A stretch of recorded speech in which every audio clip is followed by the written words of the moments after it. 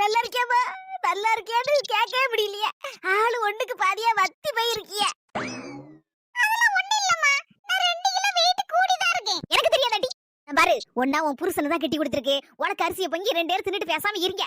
உன் மாமியாளுக்கு கொடுத்தேன், நாத்தனாருக்கு கொடுத்தேன்னு இருக்காத. அவள வேணா தனியா பொங்கி திம்பாளுவா. என்னவோ செஞ்சுட்டு போறாளோ இல்லன்னு சும்மா கிடக்காளுவா.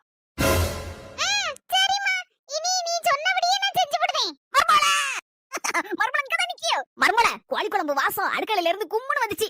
கொஞ்சோண்டு சோத்த போட்டு நிறைய கோழி குழம்பு ஊத்தி பக்கத்துல பொரிச்ச கோழியும் தூக்கி வச்சு ஆளுக்கு ஒரு தட்டுல எனக்கு என் மவுளுக்கும் கொண்டா பாப்பா போ போ போ. கோழி குழம்பு சூப்பரா இருந்து ஒரு வேளை அரிசியை மட்டும் பொங்கி நானும் உங்க மௌனம் அவளதி தின்னு போட்டு சட்டி பொட்டியெல்லாம் கழுவி கமத்தியாச்சு. என்ன நினைச்சிட்டு இருக்க உன் மனசுல? புருஷனை பெத்தவா, புருஷனுக்கு உட பிறந்தா 2 பேருக்கு ஒரு உருண்டை சோறு கூட கொடுக்காம இப்படி பசினி பட்டினி அப்படி கொல்லலாம் நினைச்சிட்டு இருக்கியா?